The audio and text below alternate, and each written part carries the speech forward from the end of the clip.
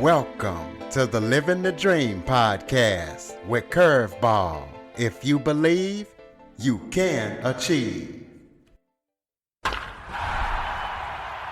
Welcome to the Living the Dream with Curveball podcast, a show where I interview guests that teach, motivate, and inspire. Today, I am joined by Dr. Lee Balcom. He is a relationship coach and an author, and he is the creator of the globally recognized Save the Marriage system. This system has been helping couples all around the world for 2 decades, and Lee has written 4 books on marriage recovery and relationship success. He is also the host of the Save the Marriage podcast, which he launched in 2013. So we're going to be talking to him about everything that he's doing to help save marriages and help with relationship success. So Lee, Dr. Balcom, thank you for joining me. Thank you for having me. I'm glad to be here. Why don't you start off by telling everybody a little bit about yourself? Oh gosh, where do we start?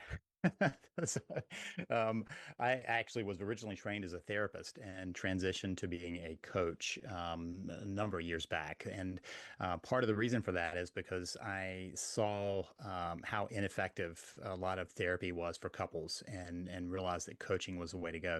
That led to me looking around for what does work for couples. And you talked about the Save the Marriage system. That's what came out of that. That was a beginning point. And since then, for those last, for 25 years since I started the system, but now for over 3 decades of working, I've been working with people really around the world to improve their marriage.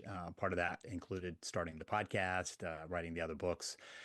And my goal is to just make sure that if people want to improve their relationship, they know how to do it. And then I call myself a thrivologist. I study the science of thriving, and that's my other kind of side pursuit. And so I've written a number of books on how do you thrive in life and how do you mess yourself up when you're trying to thrive in life.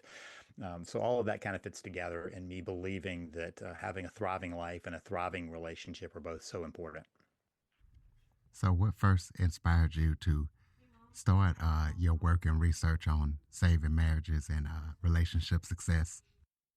So I wouldn't have named it when I started. So when I was in grad school training as a therapist, I actually studied both individual approaches to therapy and marriage and family therapy approaches, and was more drawn to working with relationships, even though now I work with individuals who are trying to address their relationships. But then it was in the focus of how these relationships are act as a system, right? There's a dance that happens in a marriage that I think is interesting to watch and help.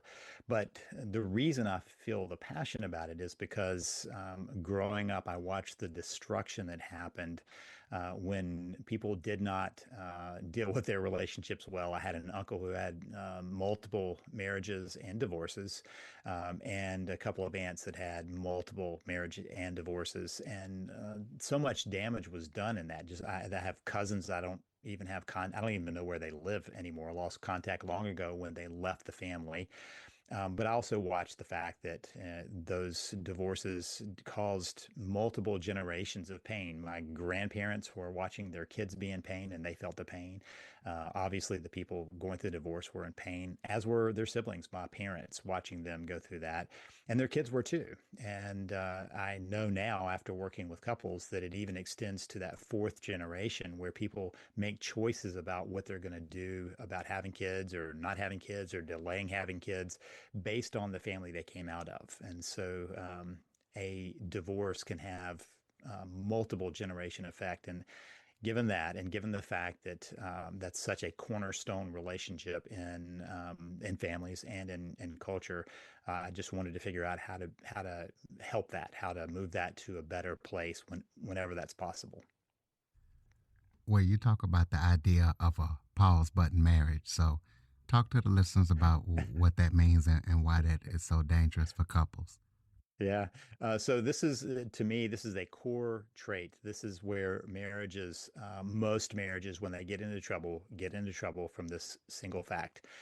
Everything else it ends up being a symptom of that. So let's kind of track back to when people are dating, falling in love. You put a lot of energy into that. I mean, you want this person to love you, to make it permanent, and so you pledge this little, let's do this for life, right? And that's a short little ceremony. I remember it well myself. After 40, 45 minutes of a service, I remember walking out with my wife on my arm. We went in as, girlfriend, boyfriend, and I walked out with a wife on my arm and I went, that's it. That's all it took. And off we go into the world.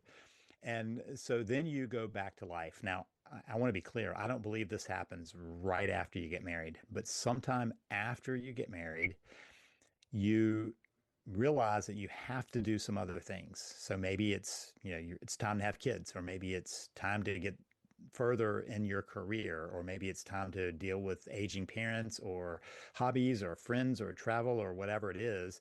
And you say, we'll get back to us down the road when we've got whatever accomplished, we'll get back to us.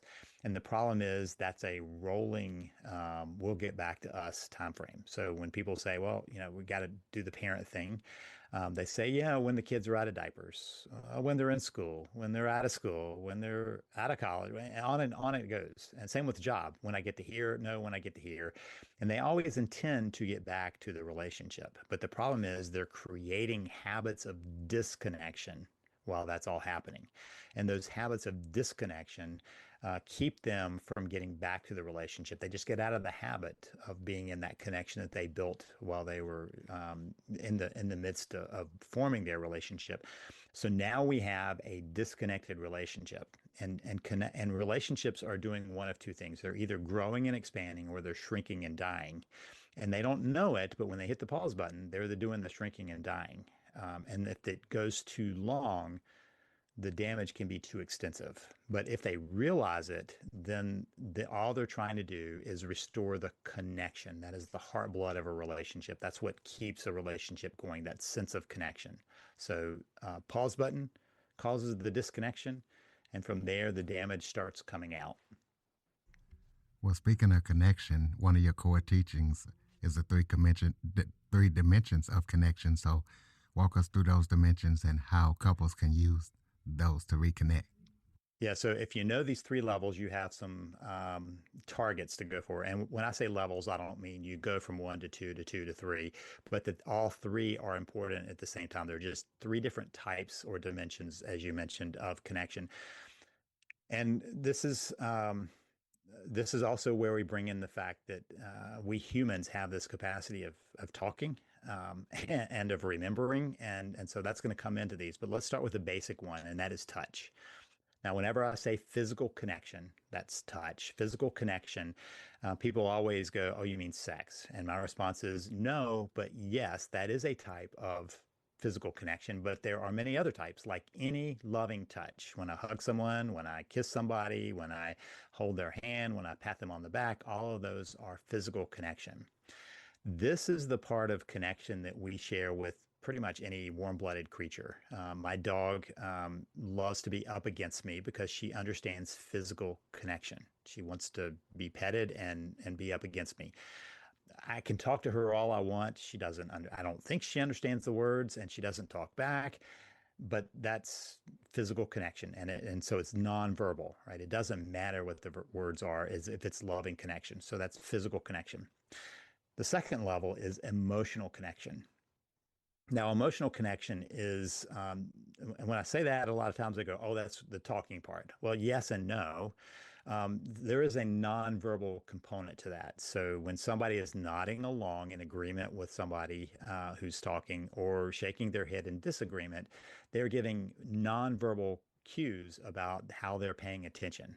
The nodding their head or shaking their head doesn't mean that they're disconnected. It's part of the connection, right? I'm paying attention to you, and in agreement or disagreement, I'm paying attention to you. And so that's a nonverbal level. On the verbal level, that's how we let somebody know that we get them, or they get us, and that we support them, or they support us. And in a loving relationship, getting each other and supporting each other are key parts of this emotional connection. So My wife laughs at my jokes for whatever reason. I feel like she gets me, right? And if I'm talking about what's good about my day or bad about my day, and she's supportive about that, that lets me know she supports me, and the same back. So that's emotional connection. It's both verbal and nonverbal. And then we get to spiritual connection. When I say that, people say, "Oh, you mean religion?" And my answer is no, but yes, that religion carries with it a lot of our core values. And so if we're talking about what we believe in, we're sharing something that's very core to us. But that's not the only way we do spiritual connection. When we talk about what we want out of life, where we want to go in life, what's important to us in life, all of that fits into this place of connection, of spiritual connection. And because of that level of connection, we can either be on the same path, or if we're disconnected there, find that our paths are moving further and further apart until we talk about it again. The interesting thing about the spiritual connection is it's often where people would tell me when I was doing premarital work with couples that that's where they fell in love. Yeah, they had the physical connection, and yeah, they were emotionally connected, but the spiritual connection, when that happened, that conversation that was about the family they grew up in, the values they hold, the dreams they have, the hopes for the future, all of those things are revealed in this most primitive, this very vulnerable spot, not so primitive, but vulnerable spot.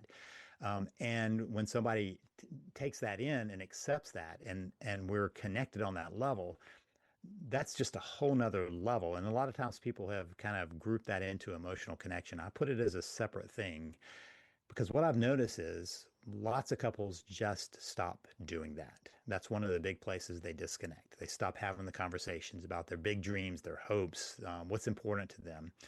And so they become disconnected there often before anything else disconnects. Well, a lot of people think that marriage problems happen slowly and silently. So, talk about some of the early warning signs that people can notice or check into that the relationship is starting to fail. Let's take a quick break. Hi there. If you would like an instant quote for business insurance, go to insuranceman.net. Protect what you have worked so hard for. Insurance Man LLC, entrepreneur's best friend. Yeah, so let's talk about why it's slowly and silently. The silent part is because you're not connecting. Or if you are, you're connecting peripherally. You're talking about maybe what's happened in the day of the kids. You know, you're given a report, and a report is not very connecting. Rapport building, where you're talking about what's important to you about the day, what's gone well or what's not gone well, or what's big in your day or what's big in your mind, or sitting close together, that's not quiet, right? That's the connection piece. And so it is quiet, and slow is not necessarily true. The connection we bring into a marriage has momentum to us, and it will carry us a while. There are plenty of times when couples do fine if, let's say, they go, "Oh, I've got to put some attention on the kids," but then we'll make sure that we're also connecting with each other. Maybe just not right now. Like, once the kids are in bed, let's reconnect. That's a different thing than if they're like, the kids are in bed, let's just sit down and look at our phones or look at the TV or whatever it is that is not very connecting. But the momentum that they built up in their relationship will carry them a while, which is why they don't first notice that the connection is has fallen apart. So a couple of warning signs. One is when you realize that you really don't know what's going on in your spouse's mind, what's going on that's important to them. If you just ask that question, are we updating each other on what's really important to us? If you're not, that's the beginning signs. That tells you that the connection is not there. When you find that you are irritating each other constantly, that's often a sign that there's no connection or there's a lot of disconnection, just because we're more raw from that disconnection. So the scientists have done some research where they look at what part of your brain lights up when you're feeling that disconnection.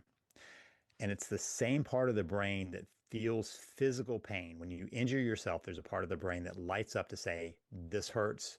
what it's trying to do is let you know you need some attention on that spot. Well, it's the same part of the brain because we also need that connection. And so we feel hurt by that. And so because we're hurt and we feel like our spouse is not paying attention, not noticing the fact that we're not paying attention to our spouse likely at the same time, we're only aware of the hurt, which makes us a little more raw, which is where the irritability comes in. A lot of irritability with a spouse on a regular basis will tell you that things aren't connected. When couples are constantly having the same fight, and this is a very clear sign for me that they are not working through their issues. When they're having the same fight over and over again, the same issue is coming up over and over again, they have a problem. Just kind of anecdotally, I used to always ask couples, tell me about your first fight. The very first fight that you had, not like, I don't want to go to have Chinese for dinner, I want Mexican, or I don't want to go to that movie, I want to go to this movie. It's not those kind of fights. I mean, the fights where you're like, I don't know what to do here. And so they would tell me that fight. And it almost always was the exact same reason they were currently in my office. It had maybe a different topic that they were fighting about, but the reason for it, the underlying dynamic of that was still going on. And so if you have unresolved fights over and over, that is a clear sign that you're not working through the core problems in the relationship. Well, one of your most fascinating topics is that one person can save a marriage. So how's that possible when only one person is trying to do so? Yeah, so let's talk about why people think you can't do it as one person. Um, we often have been taught that, it takes two to tango. And so I often have somebody say that to me, and my response is, but you're already dancing, right? You're just not dancing a very good dance together. You're already dancing. And what happens if one person, while they're dancing with another person, changes their steps? The other person has to adjust. And so part of what you're trying to do is adjust slowly. I mean, instead of taking a huge step and suddenly changing everything about it, can you change it a little at a time? So part of my strategy is for people to find invitational ways of connection. You can't force connection. So we'll talk about a way that one person can mess up the process. And that is if they start insisting on things like date night, a romantic getaway, a marriage intensive, those kinds of things, because the relationship doesn't have enough connection at that point to handle that level of connection. So that's where it can they can do it wrong, but the right way is to be invitational. So let's kind of step back. We've already established the fact that humans need connection, right? We share that with every other creature. Humans need more connection, as far as we can tell, than any other creature. I mean, proof is in the fact that it takes us 18 years to launch a kid into adulthood, right? That's more than, I mean, some animals come out ready to deal with the world. Humans, on the other hand, take a long time because they're learning in relationship. So that connection is so important to us. And because of that, if you haven't been getting that connection and suddenly a little bit comes your way, it's kind of like if you're parched and someone offers you a little water, you want more water. And so that's the same thing. If you don't force it, but you invite it, they can decide how much they can sip, how much they can take, and then you build up from there. Well, you say we all share two relationship fears. Talk about what those fears are and how they affect the way that we show up in our relationships. Yeah, I hear a lot of people think that there's just one, and they'll say, my spouse has a fear of intimacy and won't get close to me. Or another will say, I have a fear of abandonment, so that's why I'm having a problem with this. The fact is that those are human fears. And I think they're pretty rooted in our ancient psychology. So a fear of abandonment would certainly be a problem to our ancestors where they needed to be in a group to survive.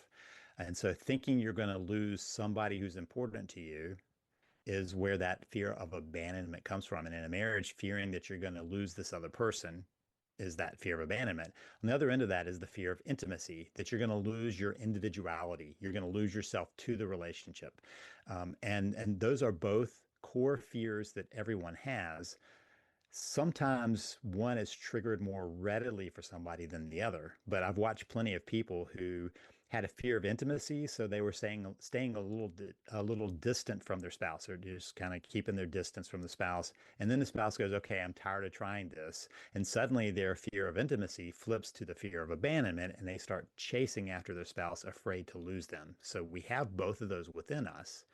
The problem is, if one person has a fear triggered, it will trigger the opposite fear in their spouse. So if one person has a fear of abandonment, they're going to try to move closer to hold on to this person, which can often trigger the fear of intimacy, leaving them to say, "No, I need some distance." If somebody has a fear of intimacy, so they're pulling away because they're scared of losing themselves, that triggers the fear of abandonment in the other person. And so we're constantly in relationships trying to balance those two things, that we need somebody, but we don't want to lose ourselves to that. And those are the two fears that often just kind of ricochet back and forth in the midst of a marriage crisis. Well, for couples who feel like roommates instead of partners, what are some small steps that you recommend they take to try to begin to reconnect again? And the nice thing about being roommates is there is a relationship there. So you build on that. The bad thing about that is sometimes people are very wounded about the fact that they haven't had more connection than that. And so one of the things that I think is important for people is to not allow their own feelings to dominate that. It's easy to say, well, if you're going to treat me that way, I'm going to treat you this way. And you get into a very back and forth kind of struggle, kind of a tug of war over that. So one is to not get pulled into that, to accept that right now you're at a disconnection. And so one of the reasons I bring up that whole pause button marriage is for people to notice that both people enter into a pause button. It's not that you can say, "My spouse decided to pause this, not me." It's that both people are part of a disconnected relationship. So, given that, they have the capacity of saying, "I want to re-engage and I'm going to choose to do that." And so, if you feel like you're a roommate and not a partner, there are a couple of things. I talk about the three C's. So, there is connect, change, and create. Connect is connection with your spouse, rebuilding the connection. And there's some specific ways you want to do that invitationally rather than trying to force it. Changing yourself. When I say that, people are constantly asking if that means that I think there's something wrong with them, and it's not. But I do know this fact about humans. We stagnate in adulthood, typically. There are some that are more clear about that, but um, I believe that we as humans, so part of my thriving thing is that we as humans are built to always be learning and growing. Ray Kroc, who's the founder of McDonald's, said, "You're either green and growing or ripe and rotting."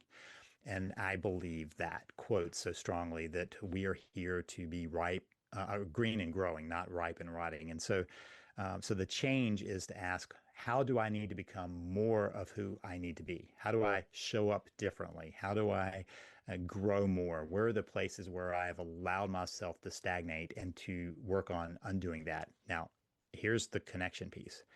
If I am showing up differently, if I'm bringing more energy into it, my connection will be more, it'll be less forced, but it'll also be more healthy. I'm reaching out from a place of energy. I'm reaching out of a place of, I want to be my best self. I don't want to be, reacting out of resentment or anything else to my spouse. So that leaves us with that create. Creating is about creating a new path in your relationship. Another of my core beliefs is that marriages that are strong, marriages that work, have created a sense of being being a team. We are in this together. We are a unit. And that doesn't mean that you lose yourself. It's kind of like on a sports team. A sports team requires everybody to show up and play their best game. Um, they're having to work together as a team, as a unit. And the better they're able to do that, the more capable they are of, winning the game. So how do you create the we? A lot of that thinking happens in your head. For instance, how do you think about money? Money is a resource in the household, and so it's one of my starting points of challenging couples before they got married is how are you thinking about your money? There's only one answer to that puts you towards we, and that is that everything we have is our resource. Anything else is what they call mental accounting, where we make divisions where there aren't any. So the household has resources coming in and resources going out. And if I think about it as our resource, that changes how I orient towards that money. And the same is true for lots of other areas. So um, when somebody is trying to restore that, they can work on the connecting, the changing, and creating. And even if their spouse is kind of dragging their feet, you can still be invitational in your connection. So that allows them to decide how they can step back into that. Let's take a quick break. Hear honest conversations about anti-Semitism, new generations reshaping their connection to Jewish identity, and first-hand stories of how our community is supporting Israel. Subscribe to Mosaic, Exploring Jewish Issues on Apple, Spotify, or wherever you listen to podcasts. Or watch Mosaic at jewishpb.org.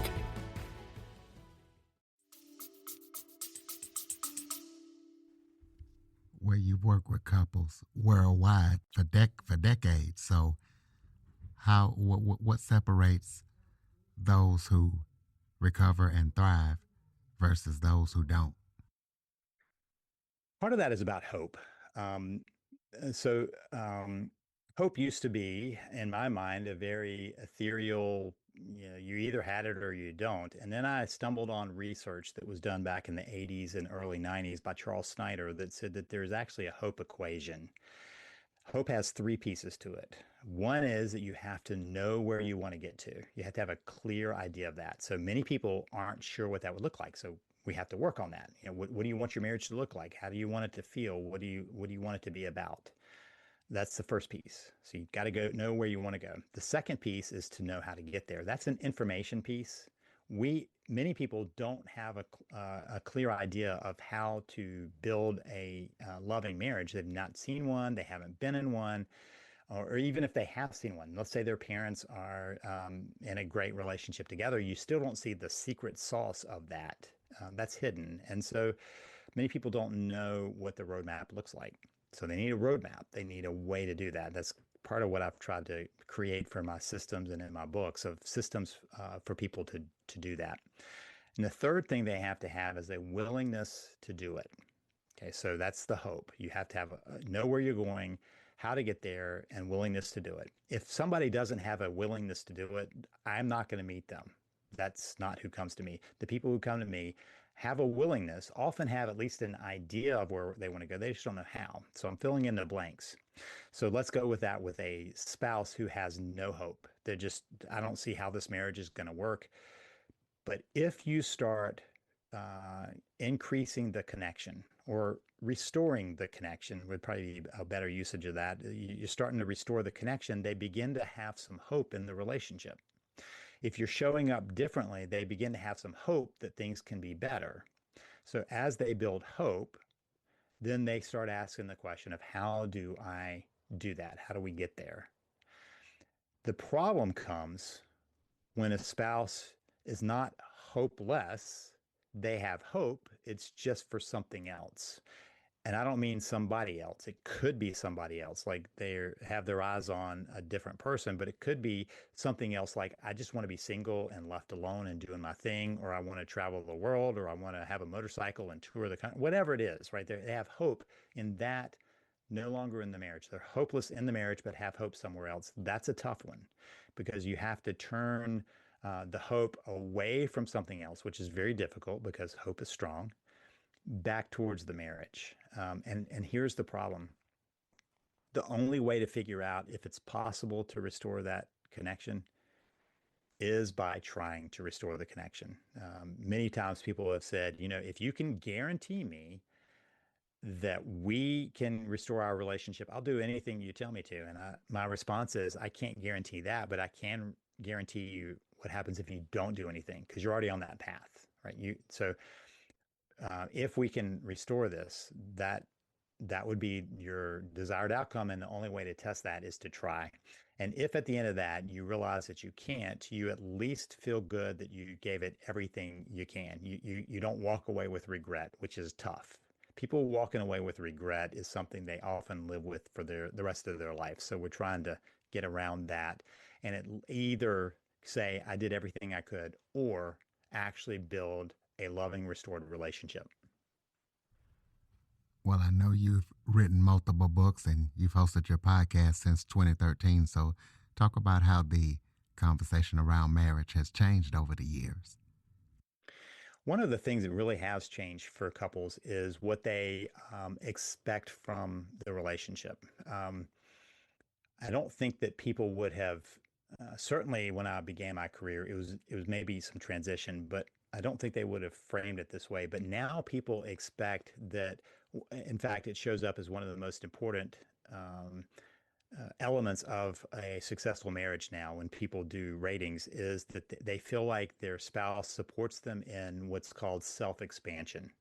Now, self-expansion is basically how am I growing and how is my spouse letting me explore who I need to be, how I need to show up. So that might be like supporting my personal development, therapy, coaching, going to seminars, whatever. They support that. It could be as simple as my spouse supports me trying out this new hobby that I'm interested in, or my spouse is willing to go with me to this new restaurant that we've never had that kind of food, or go to a concert. And the spouse doesn't even have to do it, but it's supportive of them doing that. For instance, when years ago, my wife said, you can't just wait forever to learn to scuba dive. You've been putting it off and putting it off. And so she gave me lessons to learn scuba diving for my birthday. And the piece that is important about that is my wife doesn't like water. She has some fear of water, and so it's not that she's ever going to go with me on a scuba diving trip, but she is absolutely willing to support me doing that, right? So that's self-expansion. I'm growing into this part of me that I've always been interested in. And so when people rank that, that is one of the things they rank very high in their marital satisfaction of whether their spouse supports their self-expansion or not. That was far less true when I started my career. That has been something that has grown over time. So that's probably the biggest shift. At the same time, I was starting my career when people were choosing roles differently. They were no longer in the traditional roles. And still there was some struggle with what that meant. Now they're more also clear that they want to be able to define how each of them are going to exist in the world, how they're going to take on roles, whether they're going to work or stay at home or what they were going to do. And that's become more solidified. But the biggest one is that supporting my self-expansion as being such an important part of a successful marriage. Well, for someone who is listening right now, who is struggling in their relationship, what message would you want them to hear today? Yeah, so there are a couple of pieces that we've talked about. One is to be aware of that pause button, and to be aware just the connection, how important that is. I think a lot of people get distracted by life. Again, I don't think people choose a pause button because they mean to. That's how they manage their life. So being aware of the disconnection is important. Being aware of the importance of connection, important. Being aware of those three levels of connection, so physical, emotional, and spiritual, gives you three different targets. And I'm not saying you choose one over the other, but how can you in each of those areas be aiming for that? So that's an important, just kind of a blueprint for people. The other piece that I always want people to carry away is that the more they can conceptualize their relationship as we are a team working together to make it through life, right? That the game of life is what we're trying to win together, the more likely they are to make decisions that are good for the relationship versus trying to figure out how they can get the most they want out of it. When we start looking at it as what am I getting out of this? We've already infected the system. We've created a mismatch. But when we can say, how do we do this together? You've got some fundamental pieces there.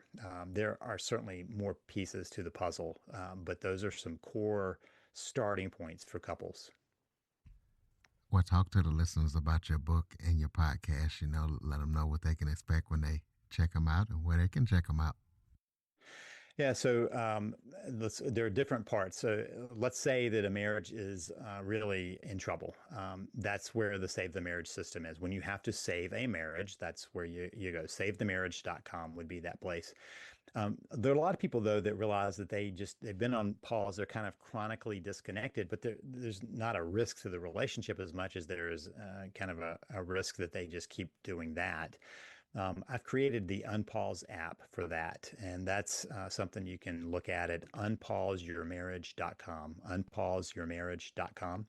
It gives you a daily process through an app that you'd have on your phone, and that app leads you through educational, through exercises to get away from that pause button marriage.